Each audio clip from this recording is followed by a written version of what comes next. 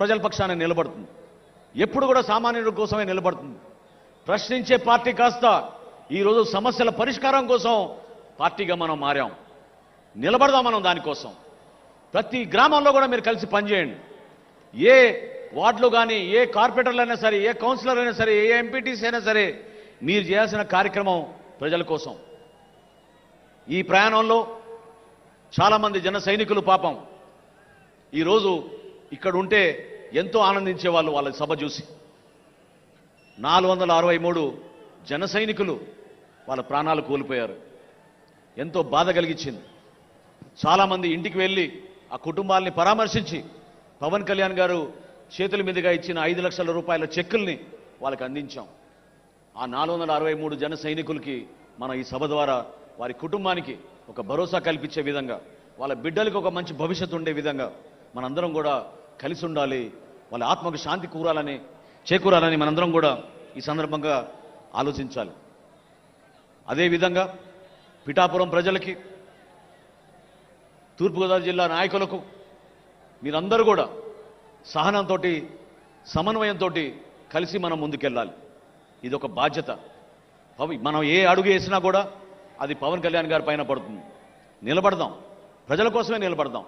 మనం చేసే ఏ కార్యక్రమం సరే నిజాయితీగా మన ప్రజల కోసం, మన రాష్ట్రం కోసం అనే ఆలోచనతో ముందుకెళ్దాం. ఎంతోమంది ఈ కార్యక్రమం విజయవంతం అవడానికి కోసం కృషి చేశారు. జయకేతనం అంటే మరొకసారి మనకు ఆ ధైర్యం నింపే విధంగా, మరొకసారి మనలో ఆ ఎనర్జీ నింపే విధంగా, జన సైనికుడు అంటే సామాన్యుడు కాదు. జన సైనికుడు అంటే ఒక గోల్డెన్ హార్ట్ ఉన్న వ్యక్తి, పెద్ద మనసున్న వ్యక్తి, అవమానాలను కూడా అధిగమించి పవన్ కళ్యాణ్ గారితో నడిచిన వ్యక్తి. అటువంటి వ్యక్తుల్ని మన అందరం కూడా ఈ సందర్భంగా గౌరవించుకుంటూ, ఈ సభ నిర్వహణలో చాలామంది మన నాయకులు కష్టపడి పనిచేశారు. 14 కమిటీలు వేశాం. దాదాపు 500 మంది రాత్రింపగలు అహర్నిశలు కృషి చేశారు. వారందరికీ కూడా మనస్ఫూర్తిగా ధన్యవాదాలు. అదేవిధంగా మనం ఈరోజు ఈ స్థలంలో నిర్వహించుకుంటున్నామంటే ఆ స్థలదాత వారి కుటుంబ సభ్యులకి సహకరించినందుకు, ఇంత అద్భుతమైన సభ మనం నిర్వహించుకుంటున్నందుకు ప్రత్యేకంగా వారికి ధన్యవాదాలు.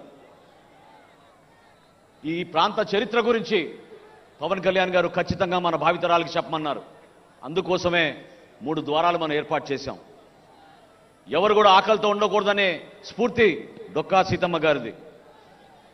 అదేవిధంగా పిఠాపురం మహారాజు గారు, రాజా బహదూర్ గారు, ఆయన ఈ ప్రాంతంలో ఆయన చేసిన దానాలు, ఆయన చేసిన త్యాగాలు సమాజానికి ఏ విధంగా ఉపయోగపడ్డారో ఆయన గురించి కూడా మనం ఈ సందర్భంలో గుర్తు చేసుకోవాలి.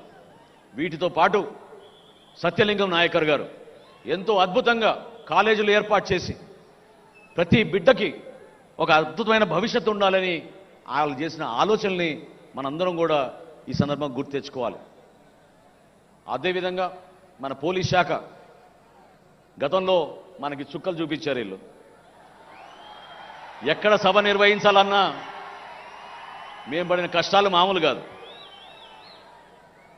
ఎన్నిసార్లు మొత్తుకున్నా, ఎన్నిసార్లు పర్మిషన్లు అప్లై చేసినా 12 గంటల ముందు, 14 గంటల ముందు ఒక చీటీ రాసి 9 ముగియాలి మీ సభనని చెప్పి ఆక్షేపణలు కూడా పెట్టేవాళ్ళు.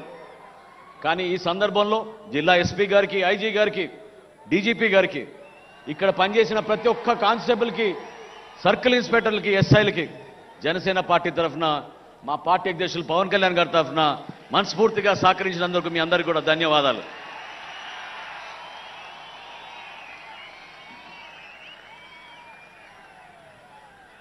ఈ కష్టకాలంలో మనతో పాటు నిలబడిన మన వాలంటీర్స్, ఇందాక చూశారు మీరు ఏ విధంగా వాళ్ళు నిలబడ్డారు. జనసేన పార్టీ ఈరోజు మీటింగ్లు జరుపుకుంటున్నామంటే, ఒక డిసిప్లిన్ విధానంలో జరుపుకుంటున్నామంటే, పాపం వాళ్ళకి గాయాలైనా కూడా, కాళ్ళు బెనికినా కూడా, చేతికి ఫ్రాక్చర్లు అయినా కూడా వాళ్ళు నిలబడి మీకు సేవ చేయాలనే ఆలోచనతోటి మన వాలంటీర్స్ నిలబడ్డారు. మనస్ఫూర్తిగా వాళ్ళు కూడా ఈ సందర్భంగా పార్టీ అధ్యక్షులు పవన్ కళ్యాణ్ గారి తరఫున, మనందరి తరఫున వారికి ధన్యవాదాలు. ఒక్కసారి చివరిలో మీరందరూ కూడా గుర్తుపెట్టుకోవాల్సింది, స్ఫూర్తి నింపే కొన్ని సంఘటనలు ఉన్నాయి. అమరావతి రైతుల విషయంలో కానివ్వండి, జనవాణి కార్యక్రమం మన విశాఖపట్నంలో జరుపుకున్నప్పుడు ఏ విధంగా పవన్ కళ్యాణ్ గారిని 3 రోజులు నిర్బంధించారో నోవోటెల్ హోటల్లో ఆ రోజు మీకు గుర్తుంది.